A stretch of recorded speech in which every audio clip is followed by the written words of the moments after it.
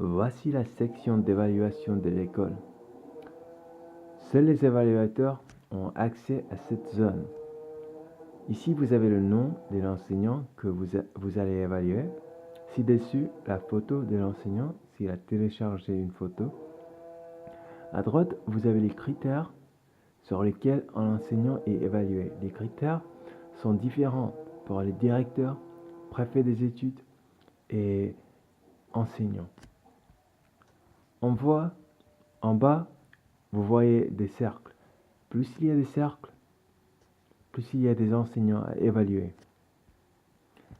Cliquez suivante après avoir rempli le formulaire. Lorsque vous avez terminé, cliquez sur soumettre.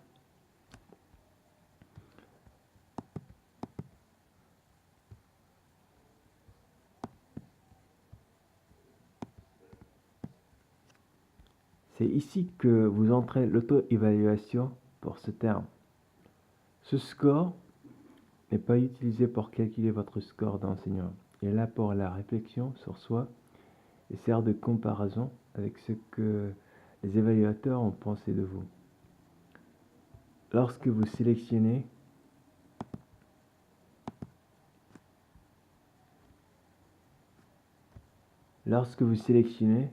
des scores différents pour les critères, la barre de progression en haut change car les données sont en cours d'enregistrement dans la base de données.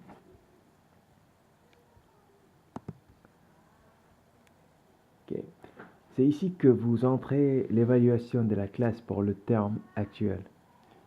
Si vous n'avez enseigné aucun cours, il vous suffit de définir le nombre de cours sur 0, comme ça, et le sauvegarder. Si vous avez donné des cours, définissez le nombre de cours en fonction du nombre de cours que vous avez donné. Cliquez sur ce bouton pour afficher les différents champs de formulaire correspondant aux différents cours. Cette colonne représente les cohortes. C signifie classe, donc tous les étudiants de la classe. M signifie seulement les étudiants de sexe masculin dans la classe. F signifie seulement les étudiants des sexes féminins dans la classe. Entrez le nom du sujet ici. Sélectionnez la classe à laquelle ce cours a été offert ici. Entrez ici la note la plus élevée obtenue par chaque cohorte. Entrez le nombre des élèves supérieur à la moyenne pour chaque cohorte ici, par rapport à la moyenne de la cohorte. Entrez le score moyen pour chaque cohorte ici. Entrez le nombre des étudiants en dessous de la moyenne pour chaque cohorte ici, par rapport, ou entrez le nombre d'étudiants inférieur à la moyenne pour chaque cohorte ici, par rapport à la moyenne de la cohorte. Et finalement, entrez la note la plus basse obtenue par chaque cohorte ici.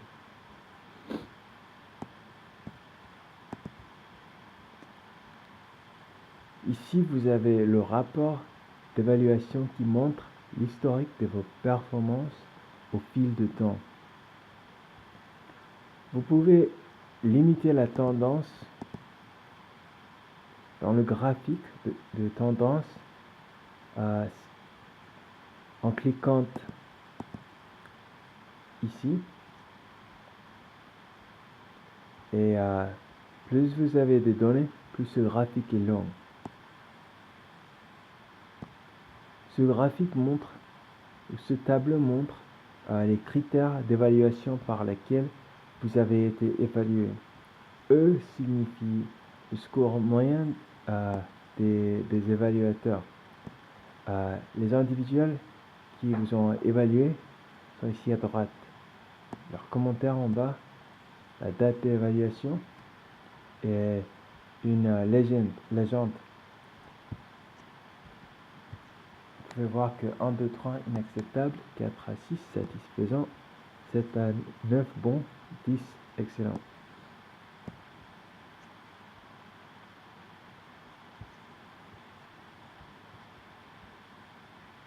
S signifie votre score de soi, E signifie le score moyen des évaluateurs. S n'est pas utilisé pour calculer votre score E, uniquement le score des évaluateurs. Alors S n'est pas utilisé pour calculer votre score d'enseignant. Seulement le score des évaluateurs est utilisé. Votre score d'enseignant correspond à 50%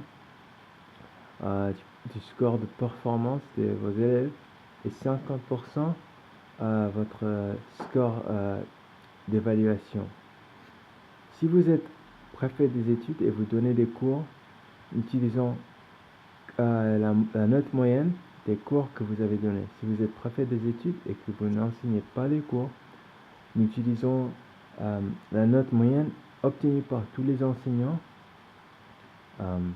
de votre niveau, qu'il s'agisse du secondaire ou primaire.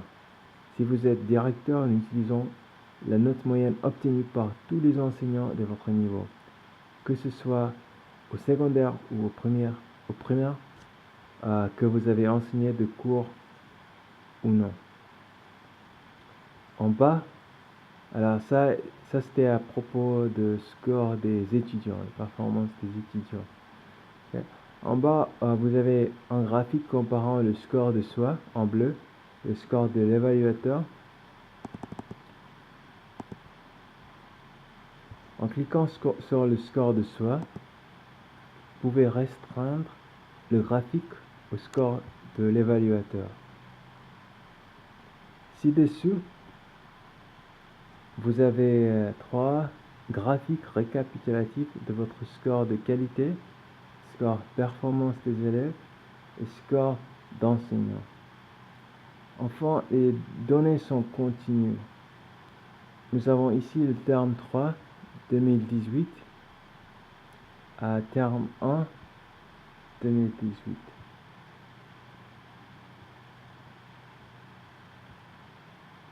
Ici, nous avons les notes qui ont été utilisées pour calculer votre score performance des élèves. Si vous êtes directeur ou préfet des études qui n'enseignent pas, nous ne vous montrons que les plages des notes, car nous ne pouvons pas vous dire combien d'élèves sont supérieurs ou inférieurs à la moyenne, car nous ne possédons pas de données distinctes sur les élèves, mais uniquement des moyennes des cours. Mais si nous faisons défiler jusqu'à ici, avant que vous avez été promu, pendant que vous étiez enseignant au préfet des études qui enseignait des cours, nous pouvons vous montrer moyenne et nombre des étudiants supérieurs et inférieurs à la moyenne des différents cohortes.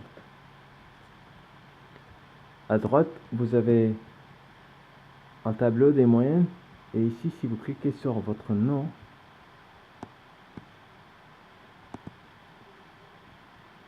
vous êtes dirigé vers votre profil.